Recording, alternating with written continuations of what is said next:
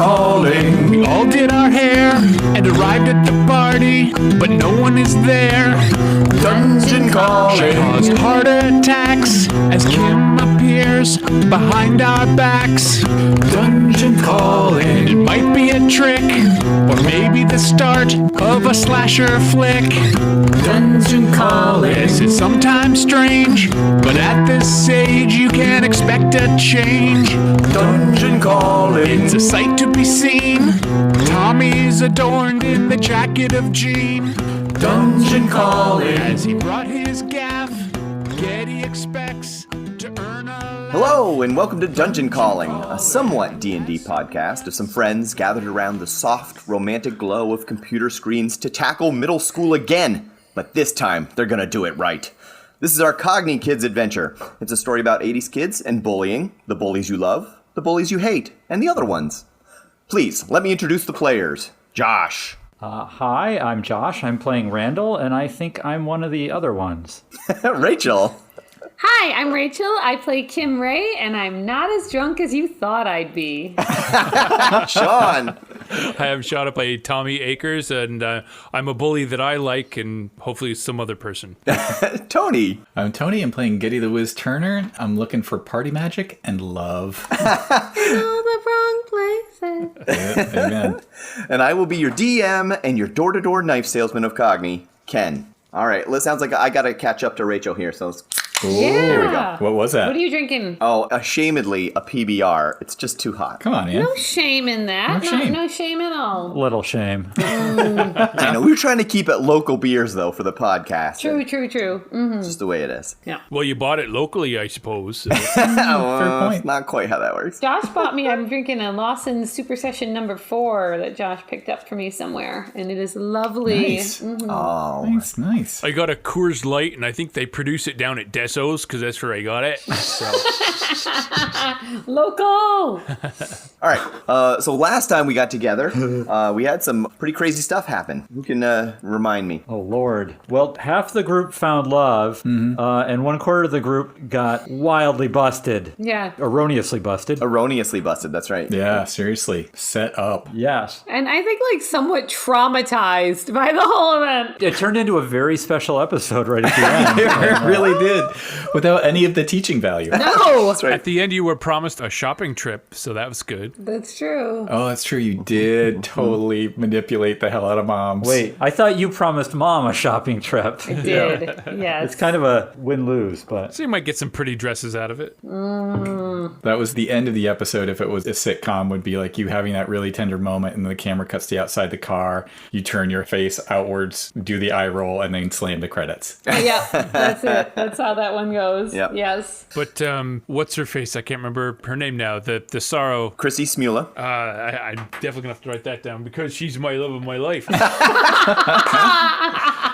But she's now been ostracized from the Trees. Right. And, Correct. And I love that Tommy's going to be directly competing with Ray for Chrissy's. I know, for Chrissy's- affections. Yeah. There ain't no competition, you know it. Exactly. More Ray content is what our people want. It's like, Team Ray. your worst brother, put more of him on.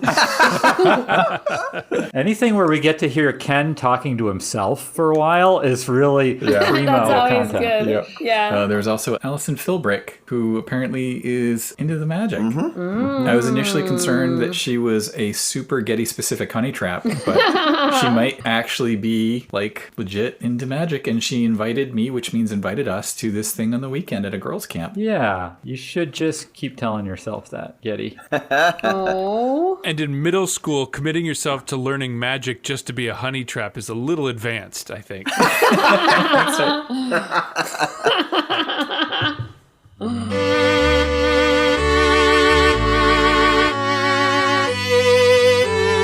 I was looking for love in all of the wrong places, looking for love in too many faces, searching their eyes, looking for traces of what I'm dreaming of, hoping to find a friend and a lover. I'll bless the day I discover another heart, looking for love.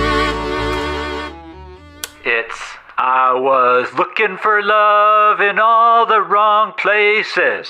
Looking. Looking. Looking. Looking. Lurking. Looking. Looking. Looking. Looking. Looking. Looking. Looking. Looking. Okay. Bring that first guy back.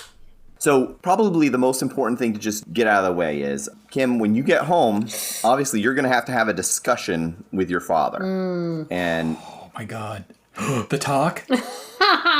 yeah. And I would like to know how you see that going. How does that end up being for you?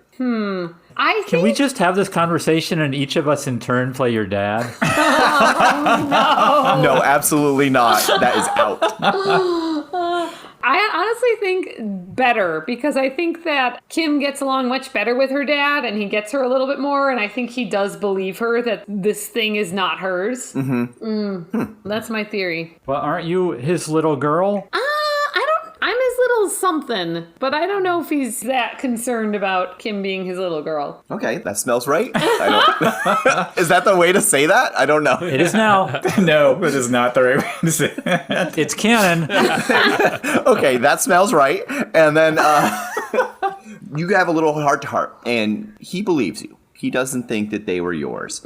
He's going to go to bat for you on that. But he says, while I believe you, your mother does not. So you're going to get what is called a super grounding. Oh no. So can you tell me what a super grounding at your house looks like? Well, I think a super grounding means that they're on to her slipping out of various doors and windows.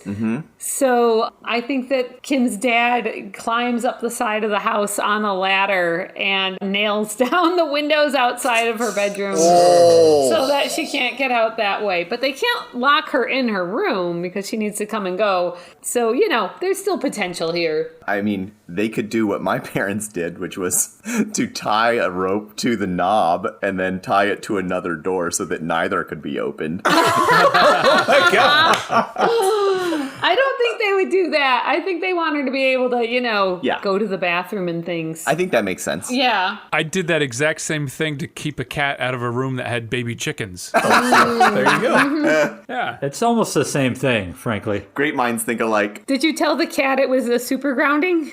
Yes. Yeah. I said she'd sneaked out of the house one too many times. It was time to teach her a lesson. Yeah. Since the start of that conversation, I've had the image of my mom's face completely, like, all the blood drained out of it, and the words, "Go talk to your father." And that was my official The Talk with my mom. Wow. Oof. Yep. That's fantastic. Yeah. The talk? Yep. Yeah. I had it. They were reading me books. I was very young and I had no idea what the hell they were talking about. And there were all these pictures of body hair and genitals and everything. And I was, what is this about? Oh. Is that going to happen to me? And luckily, no, it never happened to me. Never happened. No worries. Bullet dodged. A lot of anxiety for nothing. I mean, there's still time. All right. So Kim has somehow managed to smooth the feathers at the homestead while she is super grounded. That's better than it was.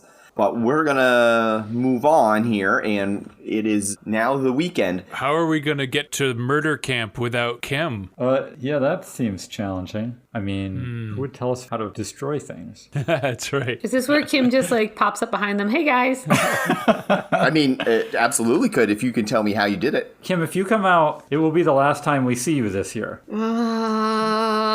Walkie-talkies. Walkie-talkies. Kim, don't listen to them. Oh. Come on. You just give me a convoluted way you got out of that house. Come on. Yeah. Well, it's not that convoluted. You know that Kim and Eli have a truce going on because they keep catching each other sneaking out. So I think that Kim just slips into Eli's room where the windows are unbarred and gets out that way. I think Eli even like kind of dangles her out the window and waves her on his way. Oh. So Ray Ray's dead to Kim now. Eli is favorite brother now. Oh my God. Oh, you're cold. You're as cold as ice. Great. All right, you guys are all sitting there talking to each other at the dump, trying to figure out how you're going to spring Kim or what's going to happen. And she just pops up behind you guys. Oh, hey, guys. What the fuck? How did you... What's up? How... Didn't you get... But super grounded. Yeah, I'm super grounded. It sucks. You don't look super grounded. No, we should be quick about whatever we're doing. I gotta get back. Well, are we doing something before the party and then you're heading back, or are you going to go to the party? I don't really want to go to the party. But I will if you need backup. My thinking is that, like, I don't really know about parties, but it's at, like, an old camp, which sounds awesome. It's true. I do like old camps. So even if the party is full of mean people, like, we can go check out, I don't know, like an old gymnasium or swings or an archery course. Well, I bet there's an empty pool. Let's do it. Totally. And when the guy with the machete arrives in the middle of the party, we could use as many people as we can get. All right, I'm in. Party time. All right. Sweet. So we're just throwing rocks at windshields until that time, I suppose. Yeah, of course. I mean, yeah. Unless we wanted to go talk to D&D guy. No, basic practice. We've totally cold-shouldered after delivering the medal. I know. We went on this massive quest for him, and then we're like, whatever. Peace out. Whatevs. Oh, yeah. You don't want to come across as too needy. That's true. Yeah. You got to wait at least 14 days before you call back. No, you have to wait at least until they invent texting. The true joy was the sense of accomplishment we had. Like, Right. that left me so satisfied I don't need D&D anymore. Until we need a safe house or something. Oh no, I've taught you to revel in real life accomplishments? I had just like ruined this whole thing for me. Oh no.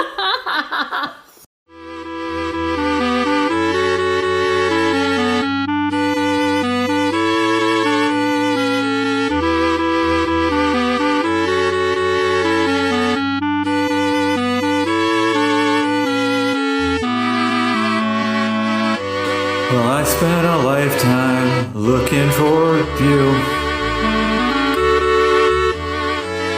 Single bars and good time lovers were never true. Playing a fool's game, hoping to win. And telling those sweet lies and losing again.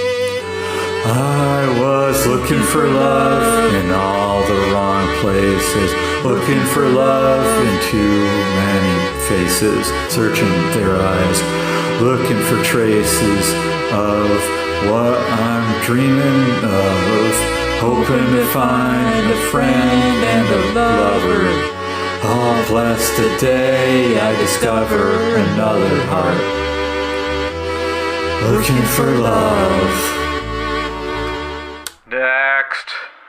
Geddy's feverishly practicing his most impressive and difficult card trick. Oh, Ooh. nice. Is it impressive? It's pretty impressive. It's one that he doesn't even understand how it works. He just knows the pattern. Oh, nice. Huh. I actually used to know that card trick, and it was really impressive. I have no idea how it worked. I was watching an episode of Bullshit, and those two bought a gravestone.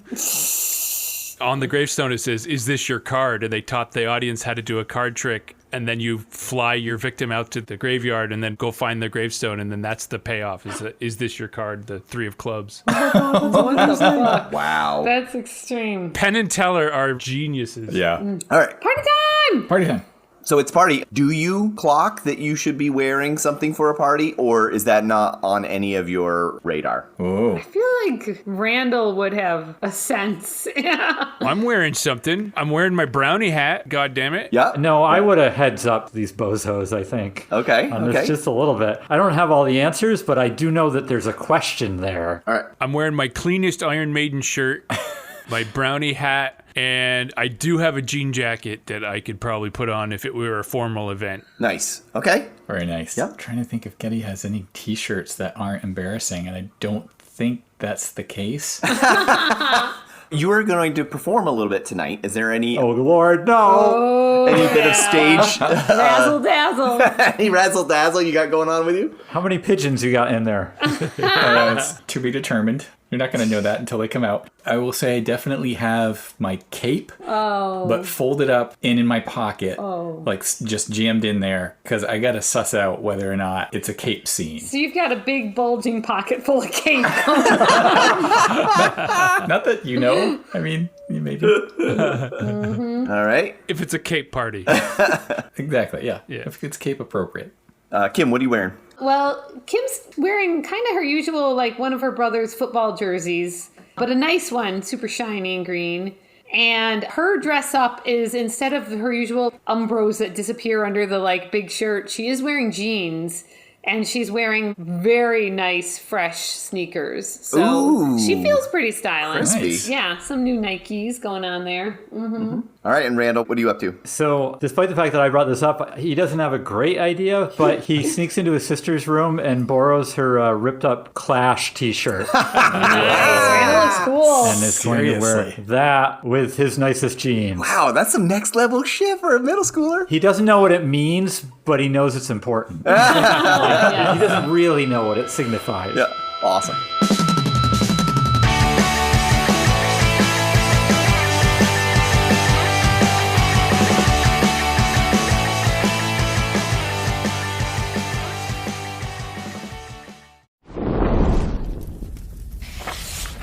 Our story begins in a far and distant land, a place ruled by houses of sentient animals and mythical creatures, an environment that is forever tipping the scales towards controversy and conflict. Grave danger lies hidden in every tavern, forest, and stranger's glance. In this kingdom, we will follow a deviant group of adventurers, brought together by chance, or perhaps by fate. This ragtag group of a turtle, a tabaxi, an otter, and a hound will travel across this great kingdom, fighting their way through the unknown and weaving a powerful destiny. This is Rolling Across the Pond. New episodes every other Friday. Find us anywhere you listen to podcasts.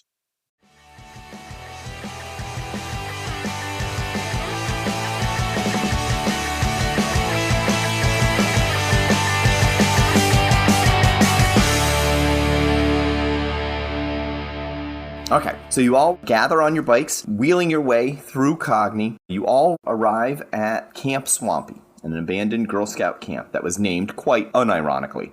The welcome sign sits looking moldy and unloved. You speed past it on the camp's main road into the quad. Dilapidated administration buildings make up the perimeter of the quad. Thigh-high grass is gone to seed and clings to the evening dew. Trampled paths crisscross the quad, leading into the hemlock woods and a few of the higher-profile perimeter buildings. It's starting to be dusk, so it's just getting a little dark here. Can we hear, like, people talking, or can I see tracks going through the dewy grass? Because it should be pretty obvious. The trampled paths, certainly, you can tell people have used them, and they sort of crisscross in a bunch of different places. Oh, yeah. Do we hear people screaming and yelling and stuff? You do not hear people screaming and yelling, nope. So I got a little paranoia going on right now because Geddy's story didn't make any sense to me at all. Yeah. No, it's fine, Randall. Just walk with me into the woods. I was so excited to do this that I kind of hand-waved through that, but now I'm feeling a little bit of concern. Yeah? I mean, why? You're at a swampy, abandoned Girl Scout camp, Josh. I don't know, like, what's up? I mean... And the sun's going down. What is not, like, firing for you on this? No, I mean that's totally in our MO right now, but the part where other people got us to come here is the part that I'm a little concerned with. Should I grab my bat from the bike? I don't think it's going to come to... I mean, I don't want to say this in front of Geddy because I already kind of been busting his balls a little bit, but... I kind of want to imply to maybe Tommy that maybe we should stay frosty. I don't know what that means. You should keep eagle eyes, keep an eye out. Oh, be ready to fight? Yeah, no problem. Do you think this is a tray trap? I don't think so, but it could be something weird. I mean, do you hear a party? Nope. Do you think they're all rapidly doing silent close-in magic right now? The thing is about this whole situation is it's a middle school party, which Good point. I can't imagine a more foreign idea to my existence and my experience. Like, I would have no idea what we could potentially be walking into. Do any of us actually know what a middle school, like an actual cool kid middle school party looked like? I mean, I've seen movies. Are those right? Yeah, I attended one once. Nice. Okay, you're in charge. They cast spells, don't they? I mean, there's definitely party magic. Duh. There's gotta be, right? Yeah, and like one of them turns into a real witch, and then they spend the rest of the movie trying to change her back or some shit. There's the party on the beach at the beginning of Lost Boys. I'm pretty sure that's what this is like. Oh, that's it. Right? Ah, right.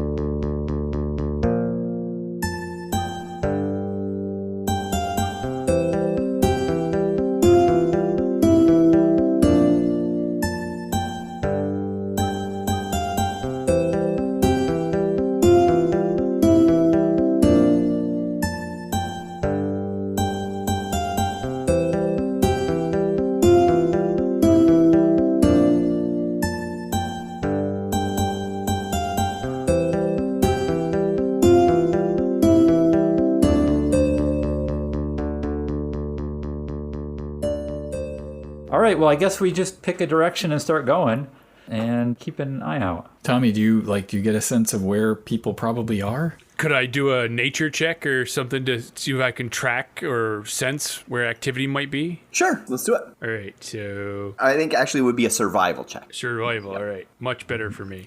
That would be an 8, so less awesome for me, but whatever.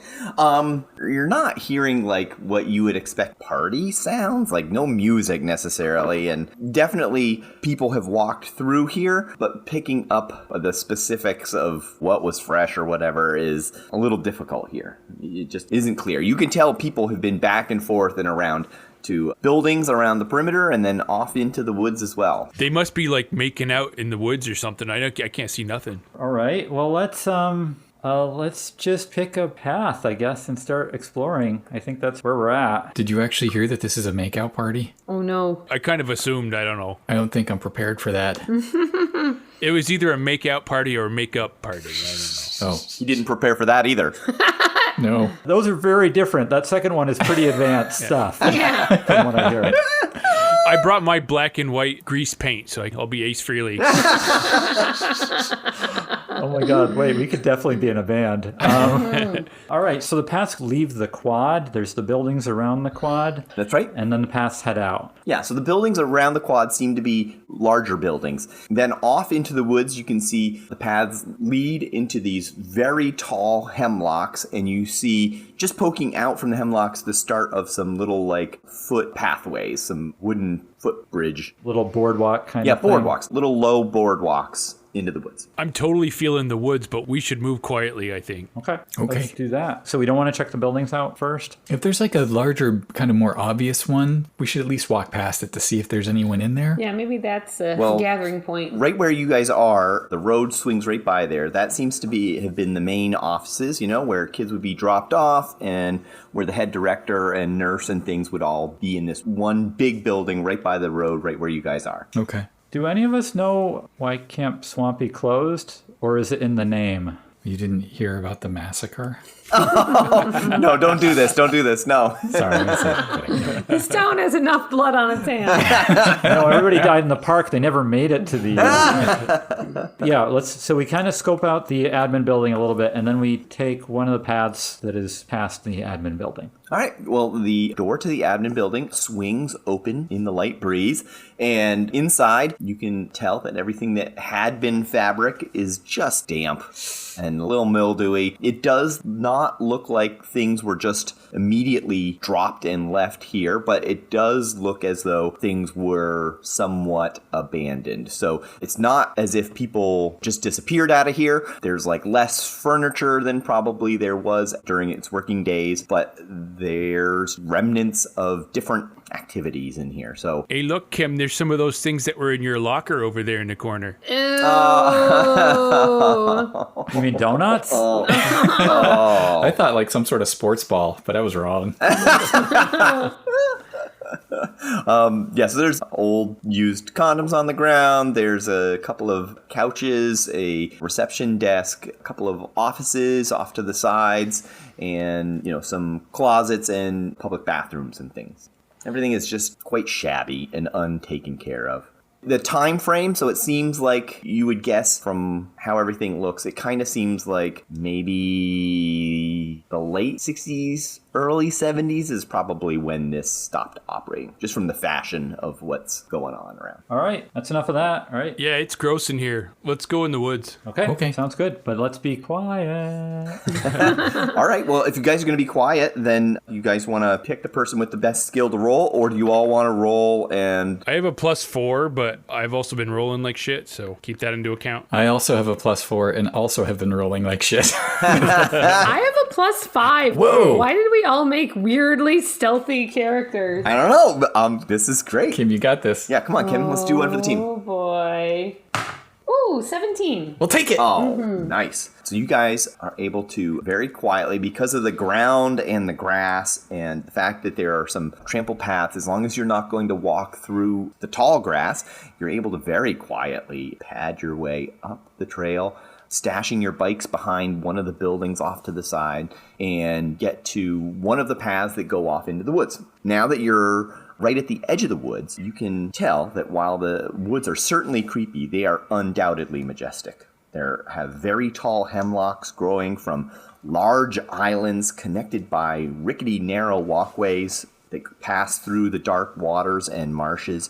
Most of the larger islands have the remains of campers' bunkhouses and large canvas tents on platforms. And it looks really cool in here. Nice. Yeah, it's sweet in here. It's so cool. That sounds awesome. So as you guys are walking on the walkways, you can tell that the walkways are a little precarious in that they're old, one, and two, they're set into this swampy environment. And so unless you're walking very carefully, which you guys are, they sort of squelch and splash a little bit. The water doesn't seem to be crazy deep here, but who knows how deep the mud is on either side. And as you get to the first of the islands, you guys see these bunkhouses made of plywood, painted brown, screens on open windows, and these crazy tents that could probably house 4 people or something. Obviously, this was a long-term summer camp. People came and stayed for weeks here. This place is amazing. It's sweet. Yeah. I can't believe we ain't never come here before. This is nicer than my house. Yes. Seriously. This place is awesome. This would be an amazing place to play D&D. Yeah. Yes, it would. But where's this fucking party? Well, there are more walkways that branch off. So each of these islands is sort of connected to some other islands. Not every island is big enough to have bunkhouses or tents. So there are some that are just transitional and they go on to other islands. But as you guys progress and walk around, there's must be 15 different islands with houses and tents and things on them. And as you get towards the end of one, you can see a little bit of a hill with a zigzaggy, what's that called? Oh, a switchback trail that goes up a very large bank. And it has steps put into the bank with the old railroad ties or something holding the dirt back. That sounds like a good way to go. Yeah, let's try it. Now, Geddy, are you ready to make an entrance? You got some fireworks all queued up or something? Oh, yeah. I've got my snap pops. All right. If, depending upon whether or not we can get close enough without being seen, my plan was that I would throw them on the other side of the clearing. Everyone would look over at the distraction. We'd quietly walk into our place like we'd been there the whole time. And then just be there sort of like the way Batman does. Oh, I didn't see you there. Batman, you mean I love it. climbs up the wall that's really walking sideways? Right? Exactly. That's a great idea. I like it.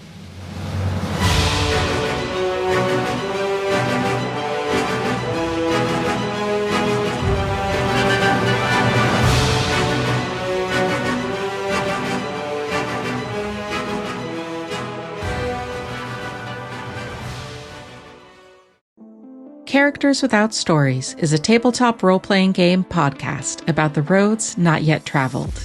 Every episode, I bring in a friend to tell me about a character they long to play. Characters Without Stories is about how our characters intersect and reveal our identities, and how play is a gateway to personal growth. The way I see tabletop is that I am running to something. I'm running to a world where it's possible for me to feel comfortable enough to stand up for myself. The reason that you can die in these games is because it matters. And something mattering is one of the most precious things we can have. You want your life and your stories to matter. Roleplay is a fantastic tool for exploring stories and exploring people. Thank you, and may all your characters find their stories.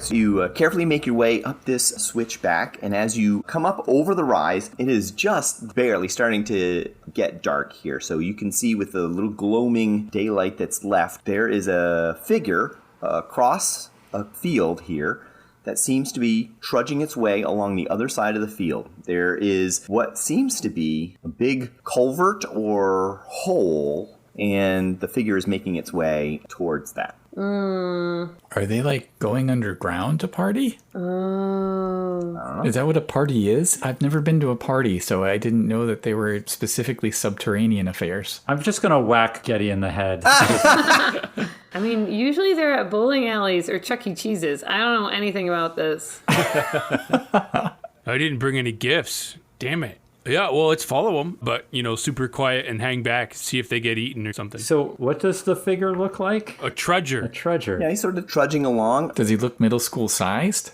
No. Is that an adult? Is there an adult here? Wait, is this like adult prison? This adult party? Kim, seriously, don't even. Geddy is out. Geddy's going home. All right, well, let's figure it out. Maybe it's an adult party. I don't know what happens at those, but I bet it's weird. Correct. Josh is correct.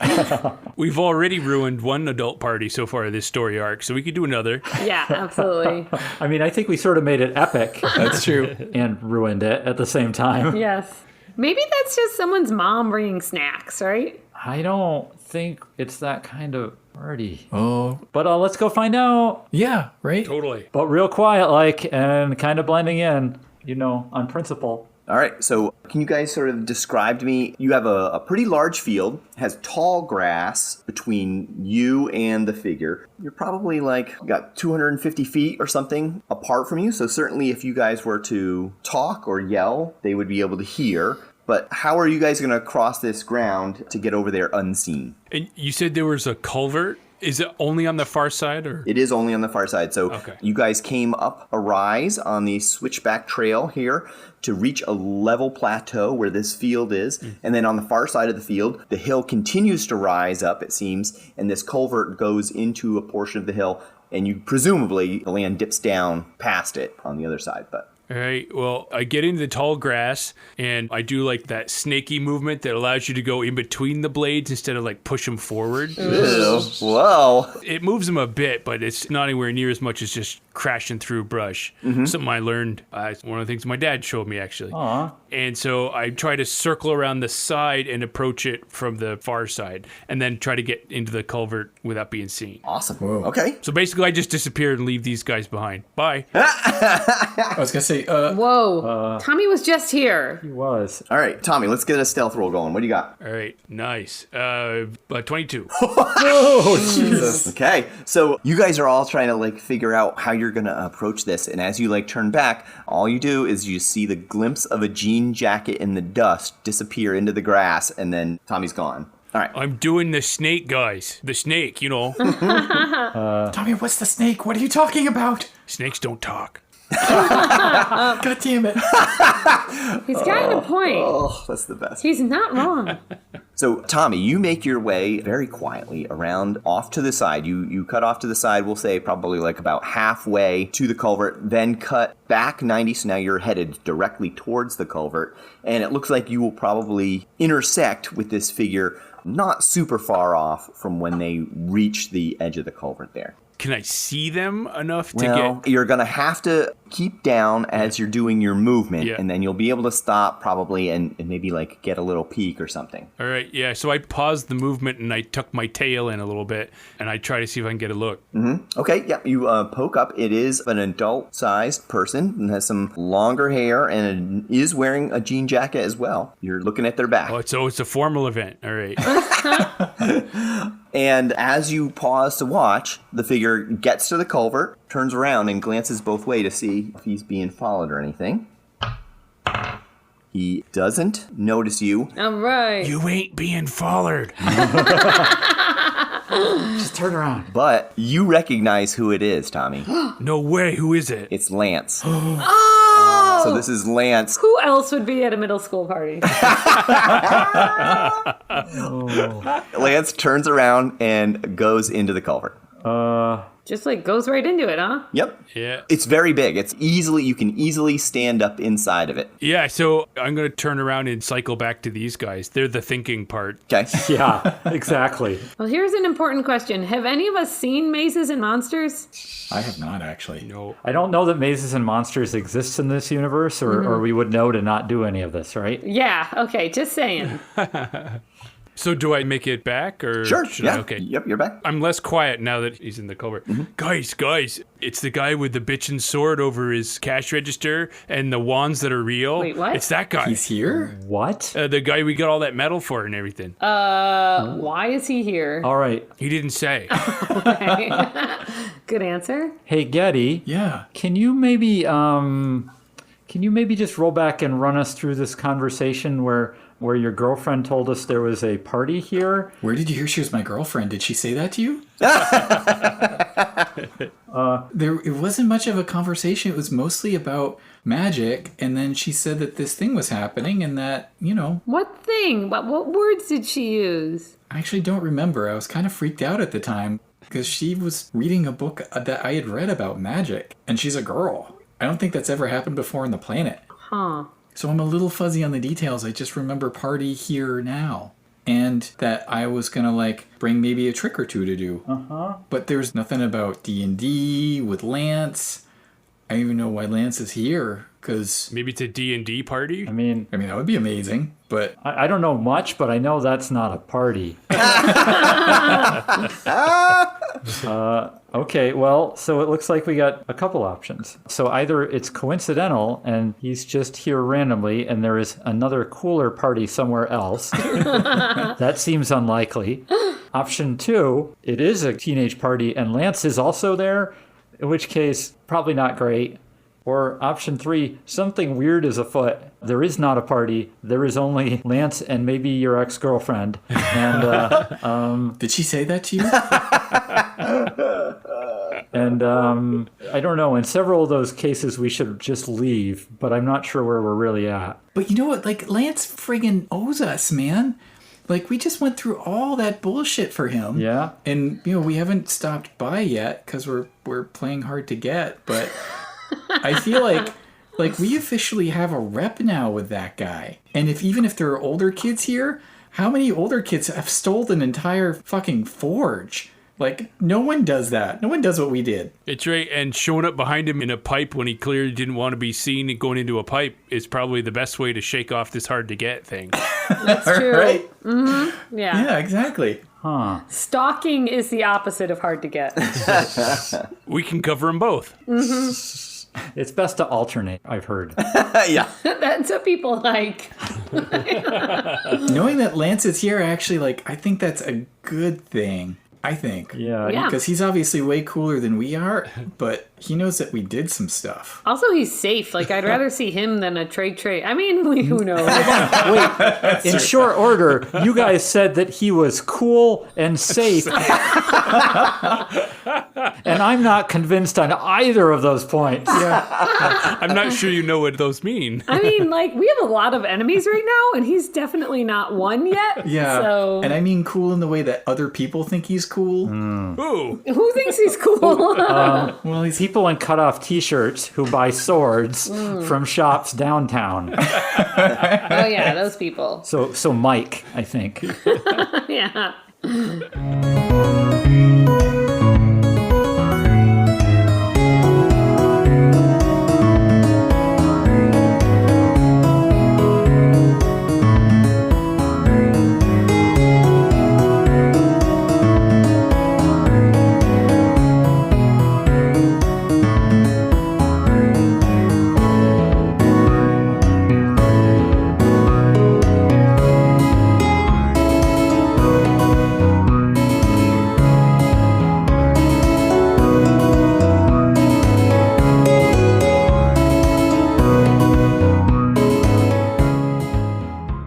Okay, so I guess we're going in. Let's do this. Are we all going in, or are we just sending one sacrificial Tommy? No, we'll all go in. Safety numbers. Yeah, I'm not. This isn't a time to be coy. Yeah, because if I go in by myself, I might have to talk to him. Okay, valid. All right, so let's get there, and I guess keep being sneaky, because he was being sneaky, so maybe there's somebody else we're all trying to avoid. Good theory. All right. Kim, you want to do a group stealth check? Oh, boy.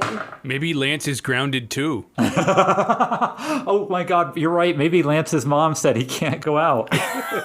I rolled a 22. We're very stealthy. Oh, man, you guys are killing it. Oh my God, guys! All right, so Tommy showed you guys how to snake through. So now you're all We're all snaking.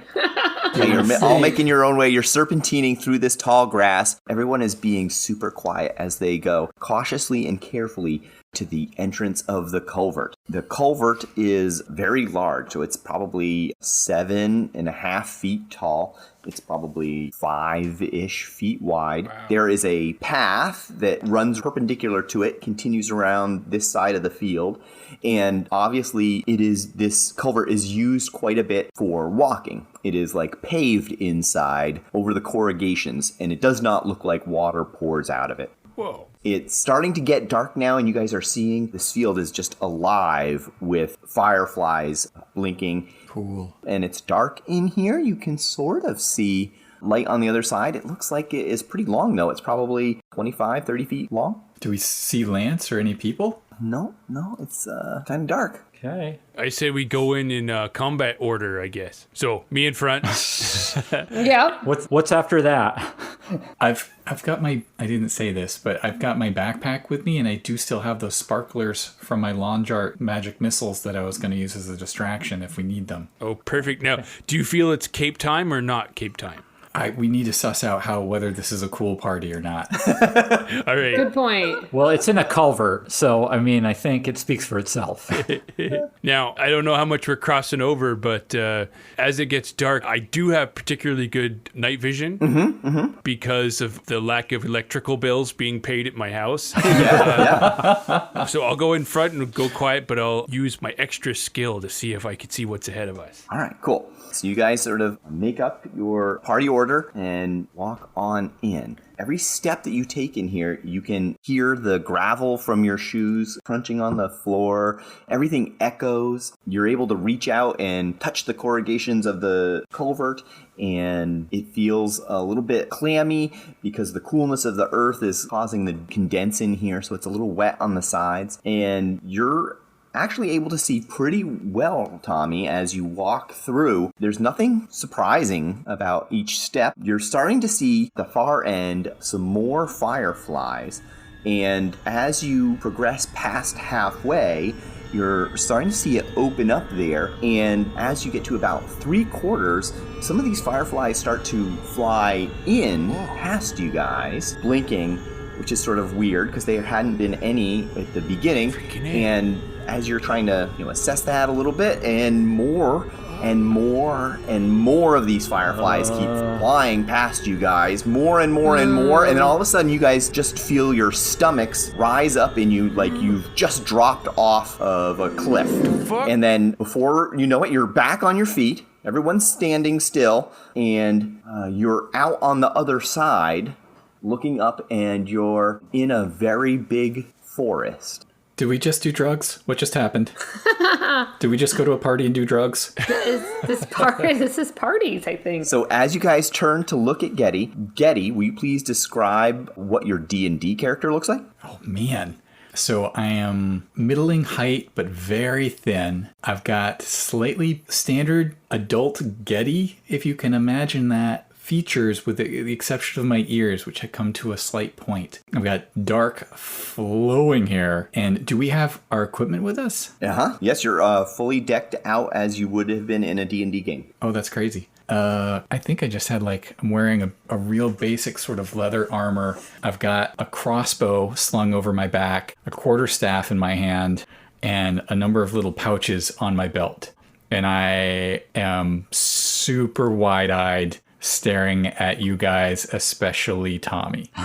All right, yeah. And Tommy, can you tell us what you look like? I am a hulking, muscle-bound creature. It's about 8 feet tall, with sort of blunt but sharp teeth coming out of my protruding jaw. I still have the mullet. That ain't changed. I'm covered with thick, very shaggy hide armor. My giant hands are tipped with short little blunt claws. I have a great club resting against my shoulder and a crossbow hanging from I guess it'd be a bandolier hanging around my chest. And everything is lower and much gruntier than it was before, if possible. Nice. Randall? So, obviously, Geddy is too small, and Tommy is too big. So I think I'm just right. Mm-hmm. So I'm dimensioned like a normal person. So pleased with yourself. I am.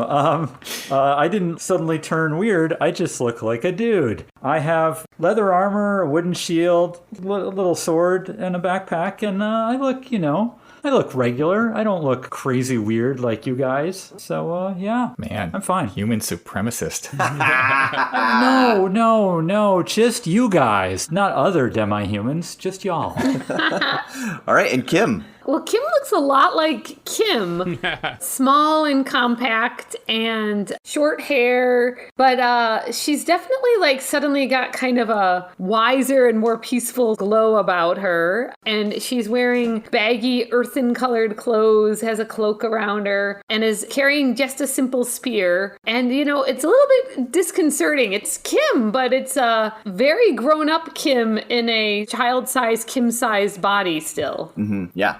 And you guys you would know from having played the game that this is how all of your characters would look. So you're able to see deep inside all of these changes. You recognize each other. You're not standing with a bunch of strangers. You guys know who each other is, but the change is remarkable. It's totally crazy. I'm not even joking. Did we somehow do drugs? I don't think so. That would be the most reasonable. Let's spitball here. Wait, first, are we all seeing what I'm seeing, or did just I do drugs? I don't know, but I'm seeing weird shit, so I'm going to assume you're seeing the same weird shit and not different weird shit, but maybe... No, you all are different, and I'm me. Oh my god. Oh no. Tommy, did you become 7 feet tall somewhere along the way? I've always been 7 feet tall. I don't think that's right, Tommy. I know that math was not your strong suit, but I'm pretty sure that... If you're 7 feet tall, you don't need math. That... True. The truth. Oh my god, do any of you guys remember what Tommy's intelligence or wisdom were in the game? Oh boy. I'm going to guess not great. Actually, my wisdom ain't too bad. Oh yeah. No, you gotta... All right. You gotta... Anyway, okay. The intelligence is, try again. So, okay, so Kim, where did you get a spear? I don't know, but watch this. And I start spinning it around and doing cool tricks with it. Better not be any older kids around here now. We got to go back to the school right now. Oh my god. Wait a minute, Lance is in here. Well, hold on. First off... Let's find the trade trees now. Well, how about we open with... Can we just, workshop ideas for what's happening to us right now? Drugs, Which, I mean, I don't usually want to go down that rabbit hole, but it does seem like the shortest path between 2 points. Or, carbon monoxide poisoning. I've heard that's a thing, right? I guess. Or we're all dead. That's probably not true, right? Mike once had these mushrooms that you eat and you see shit that ain't real. Okay, mushrooms. I think those... That falls under drugs. No, you get drugs at a store. Mushrooms come from the ground. Oh, nature. Okay, ground drugs. Ground drugs. Are we recognizing that we're our characters? Yeah. Yes, absolutely. Yep. We know. Like, do you guys see that this is like Yeah, frankly, I don't see the big deal here. Let's do something. Yeah. Okay. This is awesome. Hold on. Check this out. Spin, flip, Okay, spin, flip. All right. So, okay. Some wild ninja stuff going on, yes. So I feel slightly stronger than I was before. Oh my God. Okay, so we've all had we've been under a lot of pressure lately. I would say some of us more than others. Maybe we just had a psychotic break. You guys. That seems... Gotta find my corner of the sky. Oh my God. I don't know what to do. Okay. I bet you they don't even have musicals in this world. I mean... You guys watch this. Yeah, Geddy, just do it. Uh-oh. And I start to wave my hands a little bit, and this sparkling, shining ball appears, materializes between all of us. Nice. And it starts to draw a line that stays suspended in the air, almost like you're drawing in 3D, and it draws a dick. Whoa.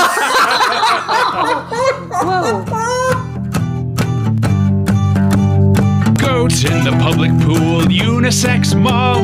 The weekly dump duel over passes will fall. The fountain's on fire, but I have no fear, 'cause Cogme is drowning and I live by the river.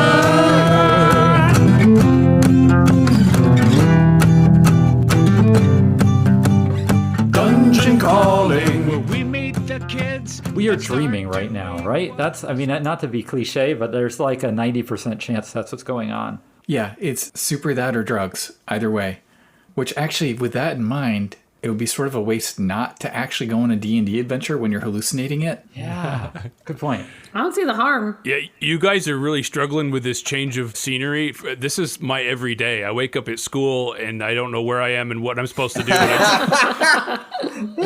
You just go with it. Yeah. Whatever.